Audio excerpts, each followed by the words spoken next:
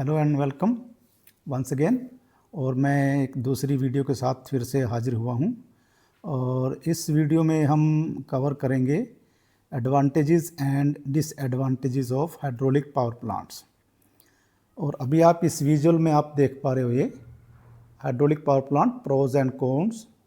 इस विजुअल मैं थोड़ा बड़ा कर देता हूँ यहाँ पे। तो यहाँ पे एक तरफ देखिए एडवांटेजेस में रीन्यूएबल सोर्स ऑफ एनर्जी है, नेचुरल वाटर साइकिल यूज़ कर रहा है, no direct carbon dioxide emissions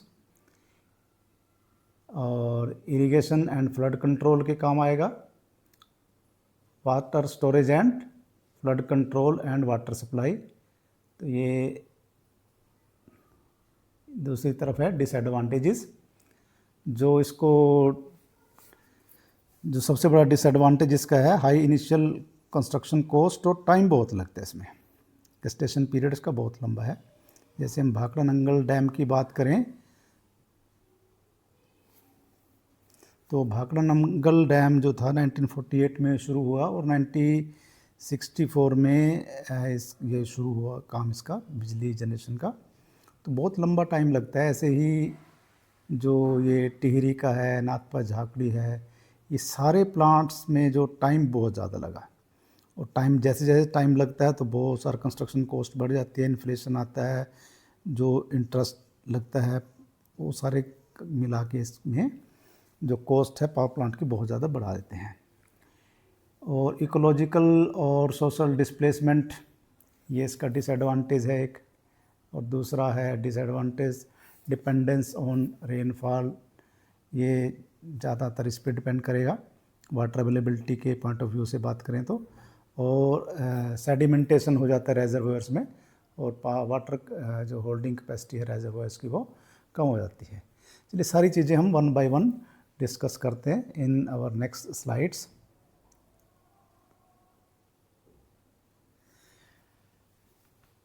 As you know that hydraulic power plant uses flowing or falling water to generate electricity. It is one of the oldest and most reliable renewable energy source.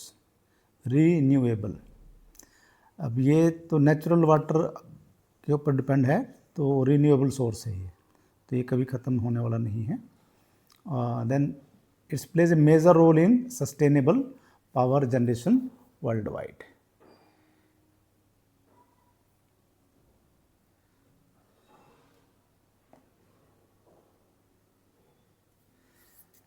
उसके बाद इसकी बात करते हैं हम क्या क्या इसमें एडवांटेजेस हैं हाइड्रोलिक पावर प्लांट्स के साथ एसोसिएटेड, क्या एडवांटेज हैं, why this source of energy is preferred over another sources of power generation.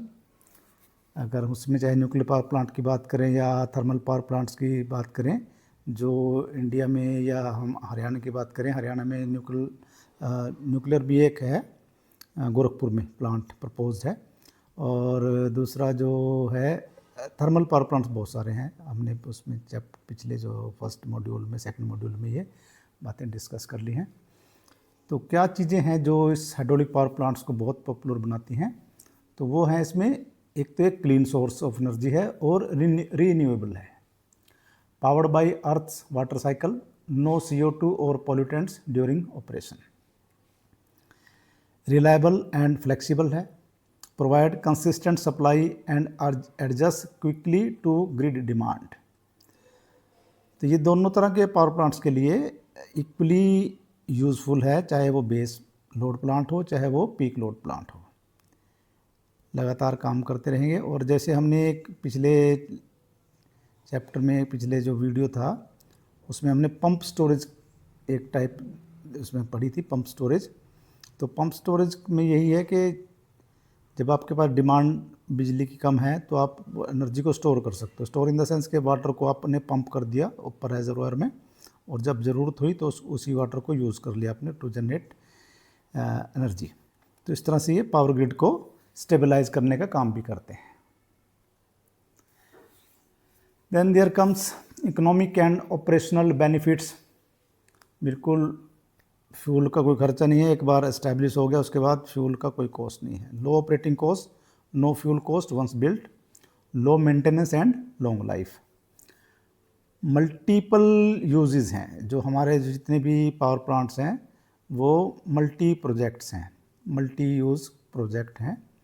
तो सेम पावर प्लांट से हम बिजली बना रहे हैं, फ्लड कंट्रोल भी हो रहा है, इरिगेशन के काम भी आ रहा है और ड्रिंकिंग वाटर सप्लाई और रिक्रिएशनल एक्टिविटीज़ के काम भी आते हैं, जो भी हमने डैम बनाए हैं।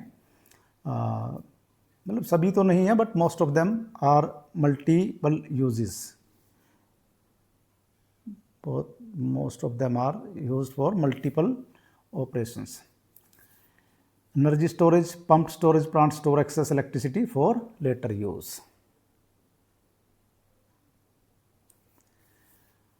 डिसएडवांटेजेस, अब एडवांटेजेस हैं तो डिसएडवांटेजेस भी होंगी, कुछ ना कुछ तो होंगी, तो उनको भी डिस्कस कर लेते हैं। तो सबसे पहले बात करते हैं इसकी high initial cost.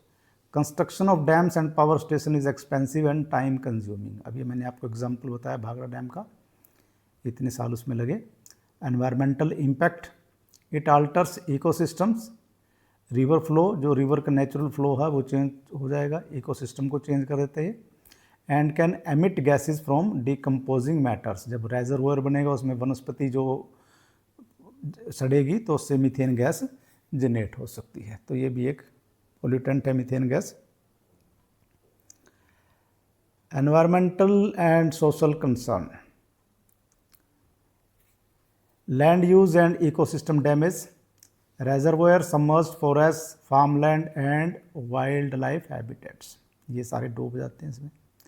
Impact on wild life, affect fish migration, water temperature and quality, displacement of people, बहुत सारे लोगों को माइग्रेट होना पड़ता है इधर उधर जब डैम बनेगा, जो पूरा पावर प्लांट सेटअप होगा, तो ये बहुत बड़ा इशू है इसके साथ, displacement of people.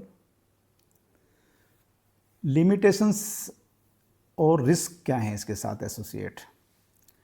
Limited suitable sites हैं, कोई सभी जगह आप पावर प्लांट नहीं बना सकते, आपने सिलेक्शन क्राइटेरिया देख लिया। तो few location support large scale hydro power projects. Draft sensitivity, reduced rainfall lowers generation capacity, कहीं सूखा पड़ गया, कुछ बारिश नहीं हुई तो उसकी वजह से भी ये जो है पावर प्लांट सूख जाते हैं, ड्राई होते हैं। तो जैसे ड्राई होंगे तो पावर जनरेशन कैपेसिटी जो है वो ख़त्म हो जाएगी या कम हो जाएगी या ख़त्म हो जाएगी अगर जो वाटर सप्लाई प्रॉपर नहीं हो तो। सेडिमेंटेशन एंड रेजरवायर्स, ये भी एक प्रॉब्लम है, गाद भर जाती है रेजरवायर्स में, जो उसकी पावर जो वाटर होल्डिंग कैपेसिटी उसको कम कर देती है। रिस्क ऑफ कैटास्ट्रॉफिक फेलियर, बहुत बार क्या होता है कि डैम प्राकृतिक आपदा के कारण टूट गया तो मैसिव फ्लडिंग हो सकती है, पूरे शहर के शहर तबाह हो सकते हैं, तो ये रिस्क इसके साथ है एसोसिएटेड। अब इसको कंक्लूड करते हैं। दो hydraulic power plants have some disadvantages, but these disadvantages are of less value as compared to the advantages.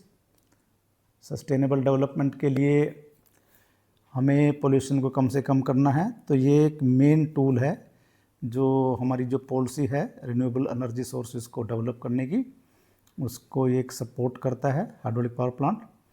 तो hydraulic power plant is renewable, clean, reliable and low cost once operational. However, it poses environmental, social and economic challenges.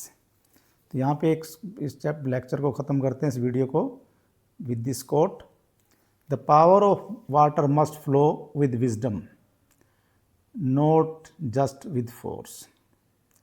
तो आप बने रहिए हमारे साथ।